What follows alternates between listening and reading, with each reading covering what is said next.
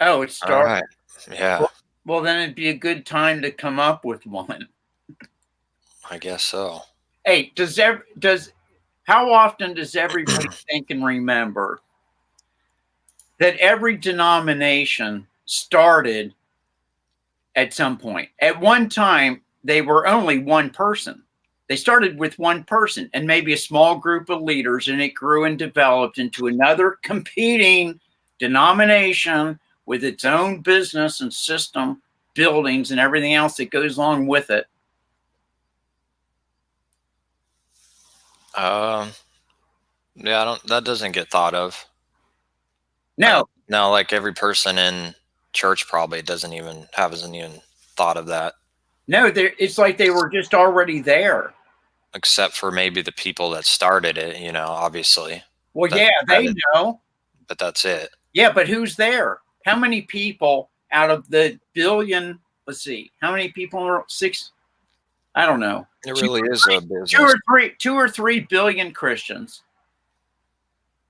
Some close to somewhere near half or a third of the world, being the largest religion. Anyway, so all the denominations started with somebody, and there's a lot of them. 32,000, 36,000. Highest number I ever saw was 49,061 separate official government acknowledged denominations around the world, Christian. At least there's 32,000. Yeah, But there's a lot more than 49,000. If you count in every group that say has some money, they own one building. Today you don't even need a building. You could have a website and do webinars. And I was witness to one denomination starting. Now, is it big and does it own buildings today? No. Did it go from an innocent kind of people that God had brought down a road of understanding that led these people that set the stage for these people to come together and find each other, which was miraculous, because you can't find somebody that has the understanding we do. And there's not going to be any denomination. They're going to have a trinity and a hell and free will and operate like a business. Where do you find somebody that doesn't believe in those things? I mean, they don't have a building. They're not out no, marketing themselves. you can't find it in a business. And each one of those beliefs will take you out of the majority of the denominations already. If you don't have a trinity, you're out of 90% of them. You don't have a free will belief that everybody saves themselves by their own choice. That takes you virtually out of all of them. If you don't have a hell, that's going to take you out of most of them. And none of them have a sovereign God, not a truly sovereign God. God's always fighting with the devil as though God might be winning or losing or. Yeah, it's like a game. It's like a story, like a Hollywood story. Yeah. You know, battles going on between good and evil, and God's losing, and At times. yeah, this is what happened with the angels and all this and that, and Right. and and giants and all kinds of Yeah. And stuff. the angels, they're outside of God's will because they usurped God's authority and actually gained authority over God. Not like God gave it to them for a purpose. Even though, don't we read something like this that God gave the angels who are separated by pride rulership over the earth? It was at the exact same time that Adam erred. Is it not? Was it that exact time? I don't know if it's that exact time. Well, it makes sense because the objective of rulership is mankind, the center and focus of creation, the purpose of God to have sons and daughters, to have children, spiritual children.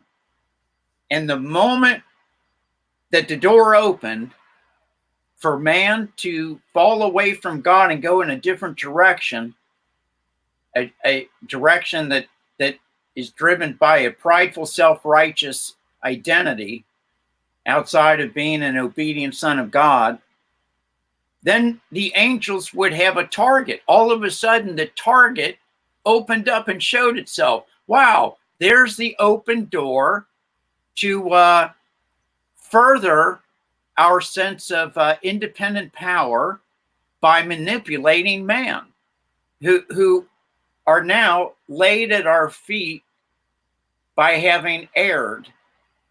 They're now like open to what we're about, pride. Angels separated from God by pride. Yeah. And man, Well, I mean, yeah, and God gives man what, we're taught that man is given whatever power he does have, it's given to him, but it's not as if man actually has power over God or something crazy like that. But whatever power and riches and, it's been given, like Christ said to Pilate, you don't have anything on me unless it's been given right. to have it. So mankind by this power become deceived and actually think it's of themselves, and it's because of the pride that's fueling this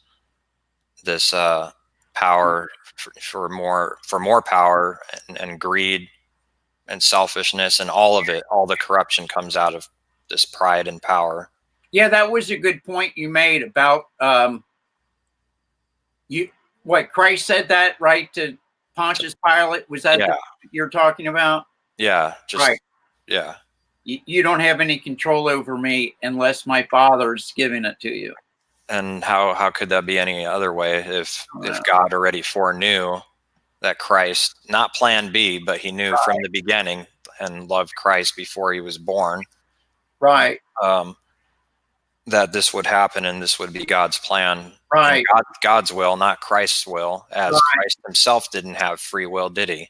No, and that was really the plan of salvation, the plan for creation, bringing about true, godly, begotten sons and daughters, begotten by God's plan. Many now, first and only one, and then many by the one.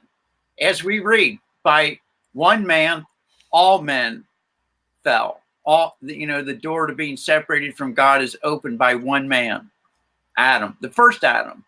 And by the second Adam, all men are brought back to God.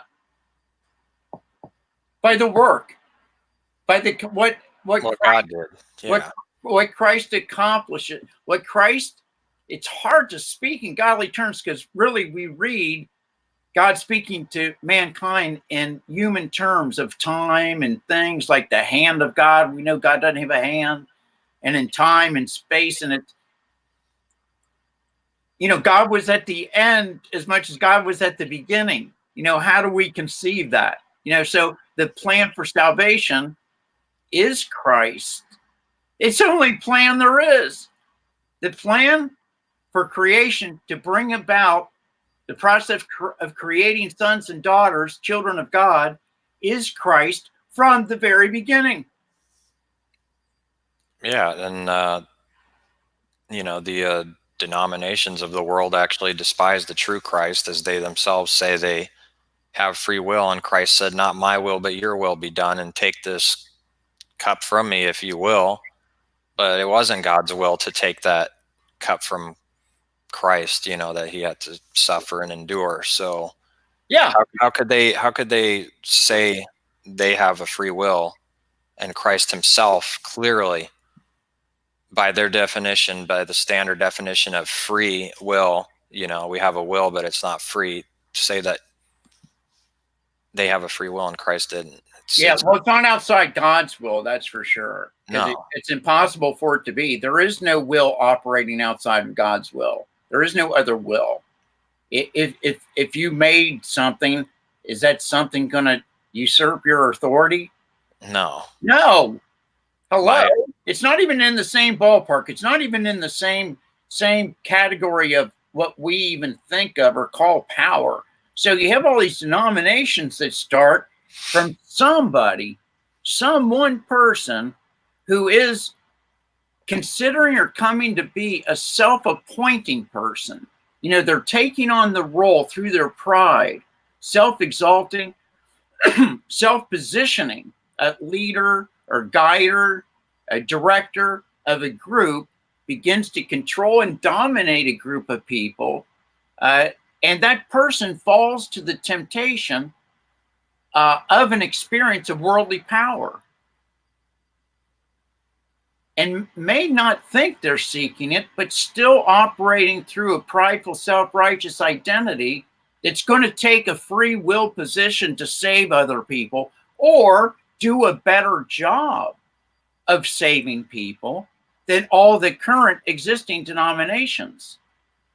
And then maybe they'll teach something that a lot of people believe is right and start to just embrace this position of importance that's partly being fueled or significantly or needs to be fueled by a group of other people that come on board to sort of to be like a sub leader or a support to that leader who's teaching something, you know, unique or different, or maybe there's truth to what the man is teaching. For example, there's no hell, and goes out teaching there's no hell, and a lot of people say, yeah, that's right, I see that. What true, all-loving, all-powerful God would torture a vast majority of humanity and blame them and then torture them forever with no redeeming value? Somebody comes up and says, that's crazy. I'll just read. Let's see. All the word Hades and the word Sheol are really the word in Greek means in the grave or the state of gravedom. Exactly. Yeah. And says, wow, what a revelation. And so one word or yeah, a couple words, knowing what the word means, because we live by every word or we don't, like we say, changes everything. Well, if this word doesn't mean what I think it means, then what does it mean? That should be the next question. Yeah, and Christ was in Hades, not hell, right, burning somewhere. That's right. He was in the grave. He really did die. You know, he really did give up his life, never died. Like if he was God, then well, he never really could have died. And they've got him going here, going there, visiting hell, visiting a made-up place. I mean, why not? If you're going to make up three gods, you might as well have one of these gods going to some physical place somewhere where people are being tortured. You know, what's new? If you believe three is one, you believe in an ever-torturing God that punishes people forever, and man has a will that can usurp the will of God, well, hell, you believe anything. People believe anything. You just need somebody that looks like they've got enough credentials behind them, who have memorized and can quote enough verses because they put in the time and the effort to do it, and they start to look good or well educated before the world. People need to follow somebody, anybody but God. You know, we need to see the person we're following. So a person starts to gain influence and control and have leadership, directorship over people. This is what worldly power is. And as the saying goes, what's that cliche, Ryan? Corruption. Total, absolute corruption corrupts absolutely. Yeah. And it could be just with, two people, a man and a wife, and one takes complete control or power over the other. And we all know how that goes. Or it could be 5 people or 10 or 50 people. Once a person has a sense that they have control and everybody looks up to that person for the answers as though they are the answer man, it starts to go to the person's head. It's a phenomena. And I can say it, it was already going on before I saw it happen, but I saw it roll out. Once the people found a way to get together via communicating with an 800 number, and they came together, this coming together of people that were gathering around, understanding outside of all the denominations and religious businesses, they're all in business, and somehow found each other. How, I could never tell you. I'm sure every meeting was near miraculous, kind of like how we met. That's a story. And then everybody speaking together was a threat to one of the people, and they grabbed control and said, I won't have this. I don't know what people are doing if they're not just always in touch with me. It was really something to observe, Ryan. I bet. Yeah, and then to start to kick people out and throw them out, like somebody could throw anybody out of God's church. And a lot of people have seen it. A lot of people have experienced it. People's lives have been destroyed or their families broken up over religious leaders, operating through this belief and sense of power that they had over a group, and start to divide and kick people out and promote people and demote people and humiliate them in front of other people, or throw them, just control people. And then people see that, they become dependent too on that leader, in their own identity, that's my group, that's where my friends are, which then adds that much more of a sense of power to the leader. Yeah, and it traps the people in there because they can't go outside of that little shell, that box of those beliefs, and everything that leader says, they must, believe, basically, or they will be kicked out for saying something against it. Well, and so much of their identity is wrapped up in that group. That's the thing. The group or the leader has control over this person's life to the degree that the person could interrupt that person's friends, even their family. Well, it keeps you from growing at the very least, because you're, like I said, trapped in that box. It's just go and sit and listen, and then that's it. You have a leader, you have someone, a mediator is what it seems like it is to them, instead of having Christ as your mediator between, yourself and God. It's not a personal relationship with the one true God and Christ. It's just about Christ, about God, and about this confusing Trinity idol that they believe in, is all it is. Well, and you mentioned,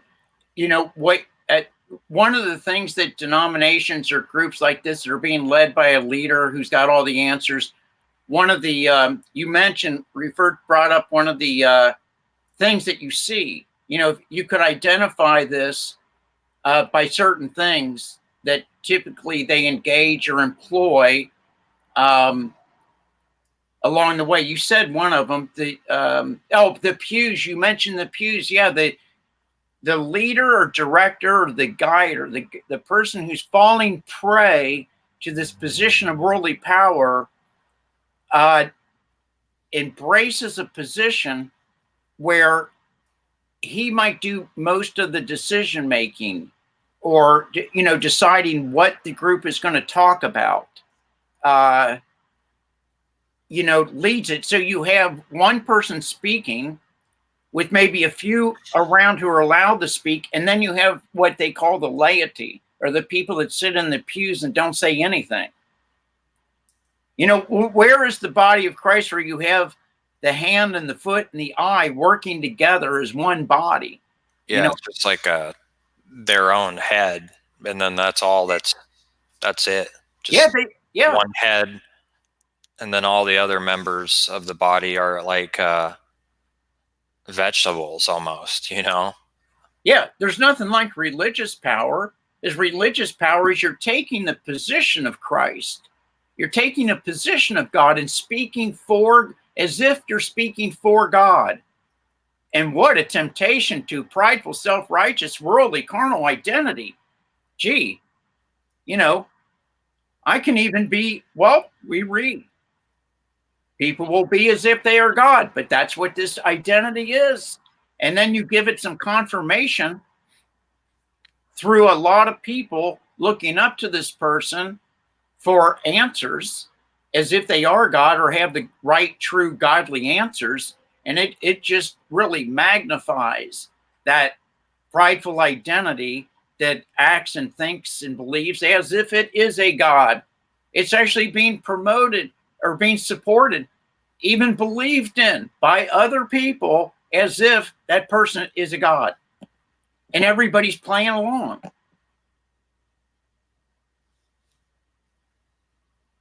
So that's one of the indications, what you mentioned.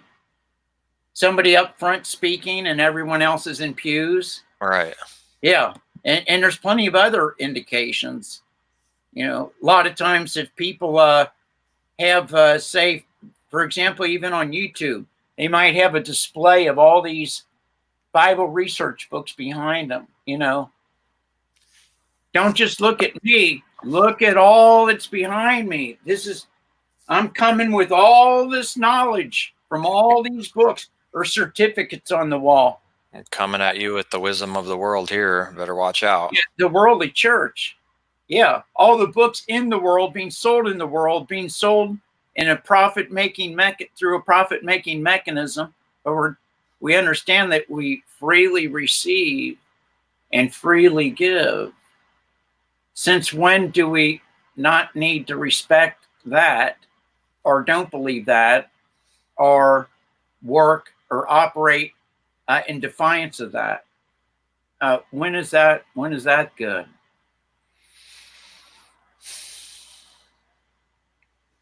Is it ever good? No.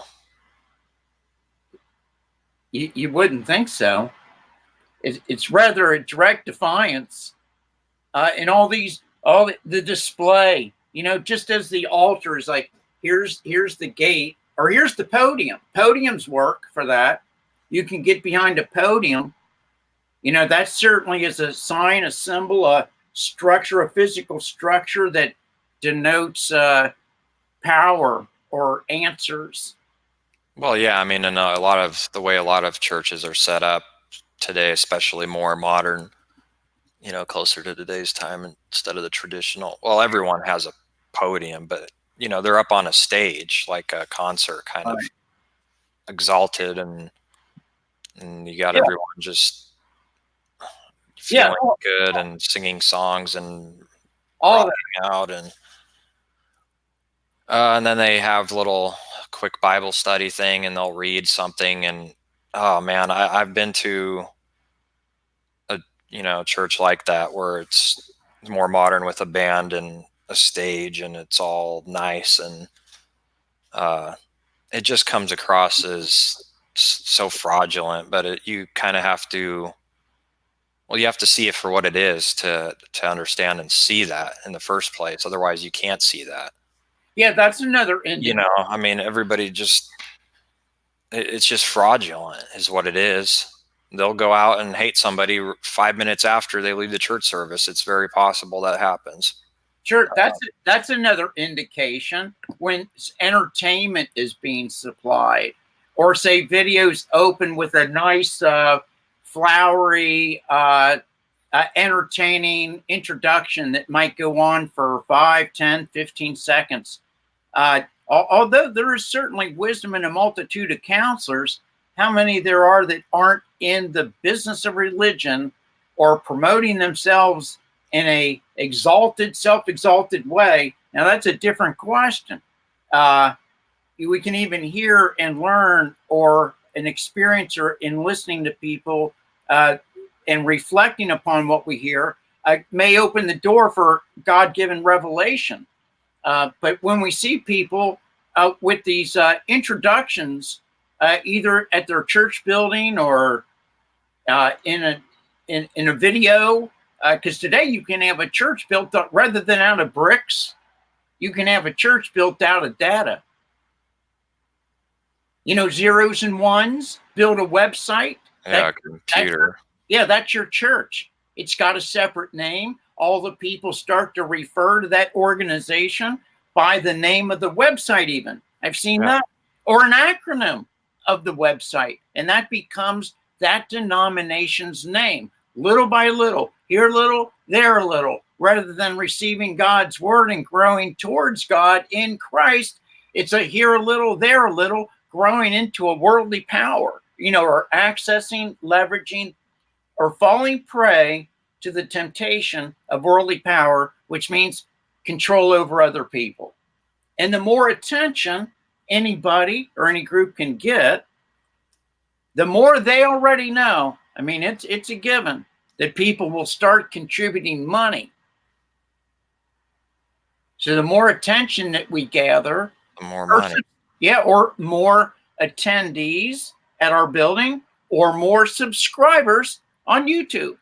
If that's the intention and the purpose, then no, the money will come. And many are there to actually be monetized. Yeah. Yeah. And if they're not, they'll know money will come anyway, or they'll have access to money and support by simply inferring it or referring to it or expressing a need. For all these people have been receiving or appreciating this person, again, where you have a separation, no interaction, hand to the eye, to the foot, but a situation where you have one person speaking and there's no interaction with anybody anywhere. You have the laity and you have the leader, teacher, ruler, director, guide, who takes the place of Christ. And what is the Antichrist? What's anti? In place of. It's not to not believe at all. It's instead of. Okay, go ahead. Yeah. Exactly. It's not to not believe at all, as even the Gnostics, during Christ's time, there were already early Gnostics which denied that Christ came in the flesh. They were talking about Christ. They believed in some kind of Christ, but they were saying it was something completely different than the biblical true Christ. So that's Antichrist, because it's straying from the truth, and it's not the one true Christ that we're taught we're supposed to believe in. There's only one gospel, one Christ, one everything, one faith, one baptism. That was a good point. One gospel. And that's the thing, there's all these different gospels. Each denomination really has their own gospel, their own God, and their own Jesus. And their gospel, their Jesus, and their God is at least a little bit more right than all the other ones, or they wouldn't have started a new one. That's what I hear. We're not making that up. I've heard that, by people I know, people that are close to me. I've heard it from other church people and relatives. There's a lot of churches out there, but our church is closer to the truth. It's exactly what they say. I mean, it's more right, they'll say. Yeah. It's not perfect. There's no perfect church. A lot of people admit that their church is not perfect, but you have to go to church. You can't expect there to be perfection in every body of Christ. And go to church. How does anybody ever go to church? That obviously designates, that absolutely requires a physical person going, the act, the verb, the word, going to where? To I guess in this case, the building that they own, where they have, money baskets, or go to their website where they have a donation thing, and or where they might have webinars that are all geared towards teaching, not interacting. You've got to have a leader, director, person who takes the place of Christ, with the rest being the laity. Now you might have some other sub people, and they might take on names like elders or bishops or name some. What are these positions called? Well, there's lots of them: pastors, elders, bishop. That's the same thing as minister or teacher, leaders. I don't know. Oh no, like elders and bishops. Yeah, like formal names that denominations use to give appointed positions. And the truth about that is that anybody who's anyone that God is drawing or is drawn to God through Christ can operate any one of those positions, such as a pastor, an evangel, evangelizing, pastoring, by doing the work of what a pastor does. Pastors people, takes care of them, listens to their needs on a personal basis, and pastors to them, supports them, encourages them on a personal level. Now that person is a pastor at that time, but you can't just give a person the title of pastor or evangelist, and that's who they are forever, no matter what they do or no matter what they're doing. Oh, they're the pastor, they're an evangelist, they're an apostle, like a permanent position, no matter what they're doing or thinking at any given time. That's what groups will do too. In the formation of group, they'll form structure, with the main structure being one person who does the speaking, the person who's taking the place of Christ, and might as well be God, and the laity, who really don't have a say in the presentation. As pre-scheduled meetings will be another thing. We meet on Sunday at 11, Wednesday nights at 8, and it could be on the internet or it could be in a building. But pre-scheduled things, a lot of scheduling, a lot of planning. What does God say? The plans of men go awry, and plans are a product of someone who believes they're in a position to make the plan. The plan of our church group is the following.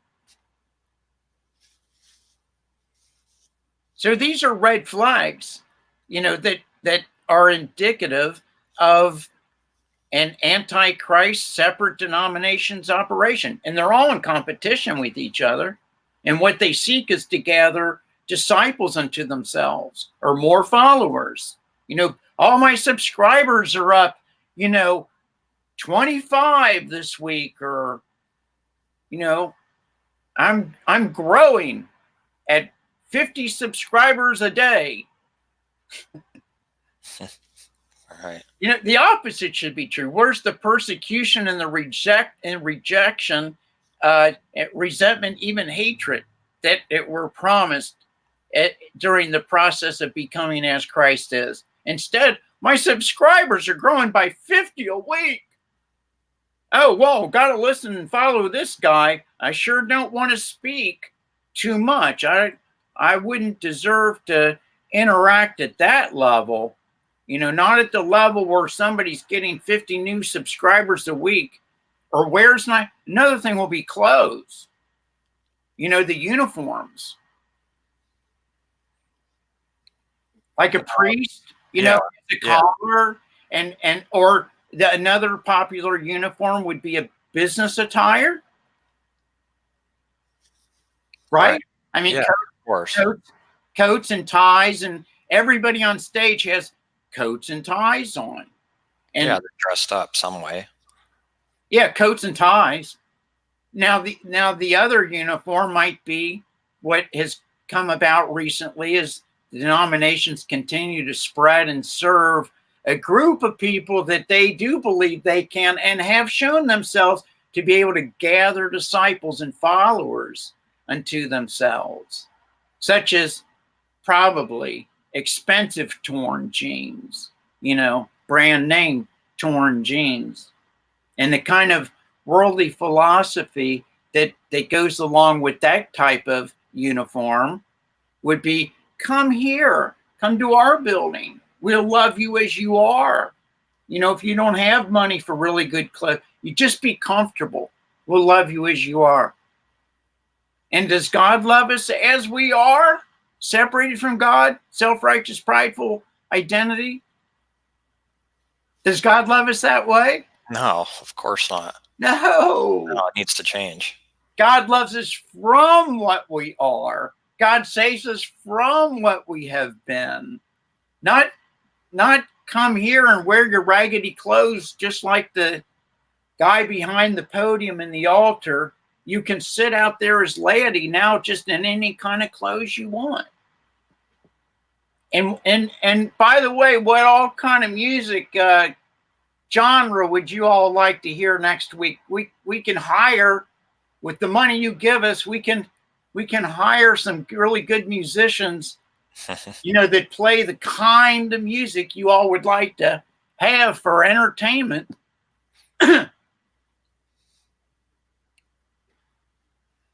That's exactly what they do.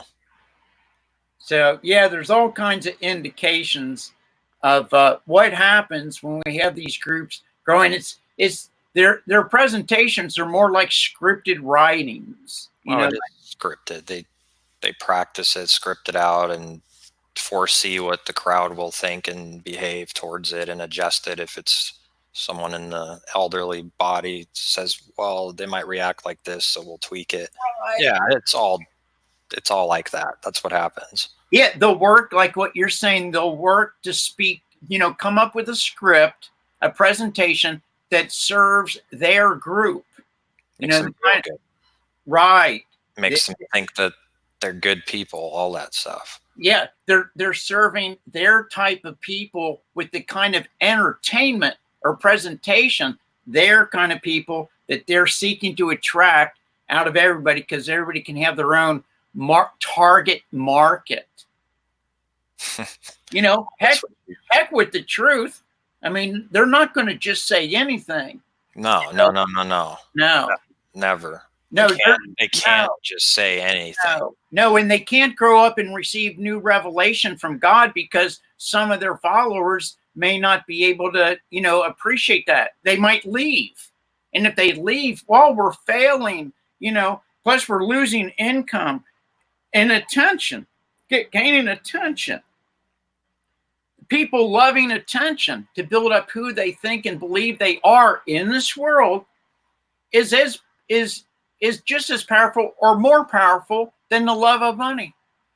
Because you can't get any money. You don't have access to any money unless you gain attention from people first. First, you have to get their attention and then coax them into being a follower.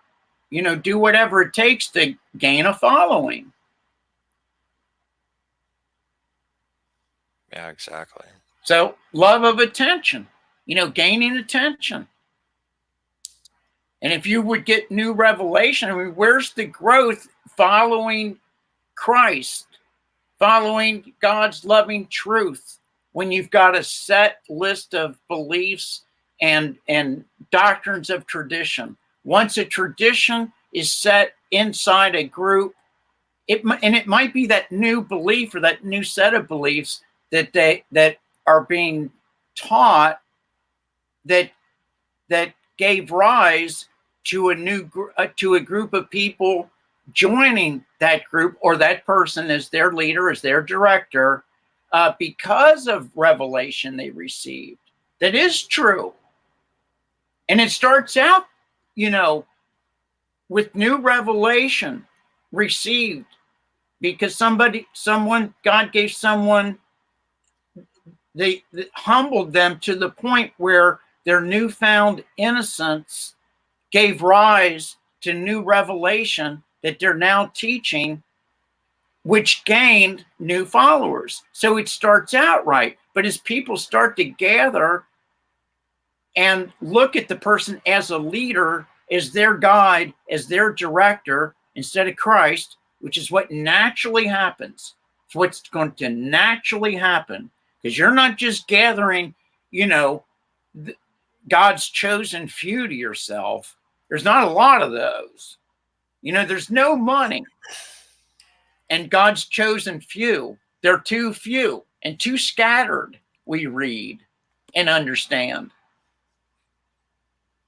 If we do read and understand. Big if. Can't grow in any new revelation. It could upset the apple cart. our business might go the other way. We've been successful gathering disciples into ourselves with this list of beliefs and doctrines. And, you know, a new revelation, new understanding, becoming more mature in Christ, we might not want to, you know, take any risk with that. You know, our whole group might not see it. And if they don't see it, they might go away. And if they go away, I'll no longer be who I am. Well, who are you? Well, I've got 3,127 subscribers. We've got 80 people that come to our church building every week, and they each contribute $30. And they're very good, too. Very quiet, sit in the pews. Don't ask too many questions. In fact, if I have a YouTube video channel, they can't even ask me questions. And I'm certainly not going to give out my phone number. Are they? No. No.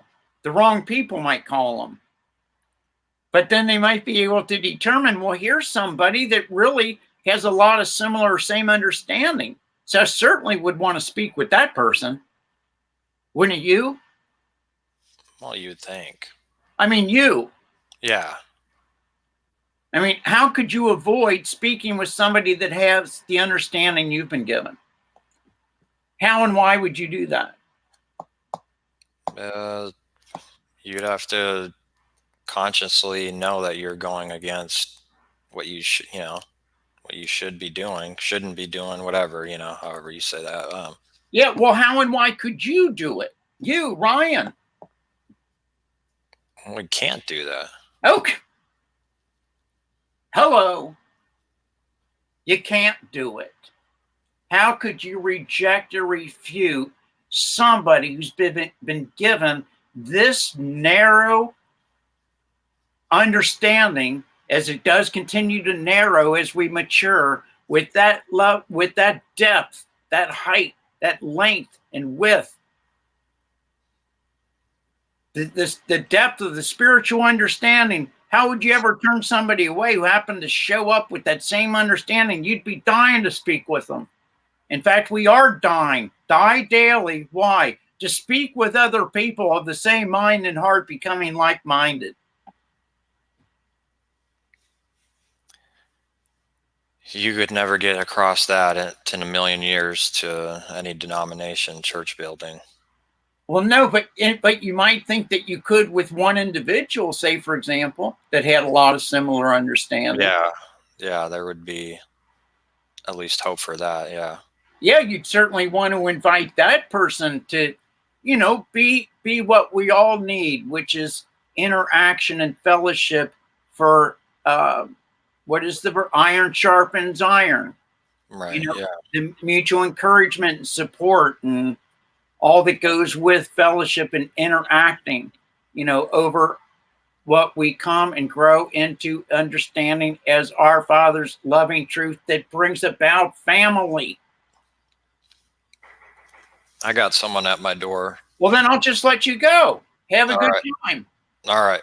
All right. Later.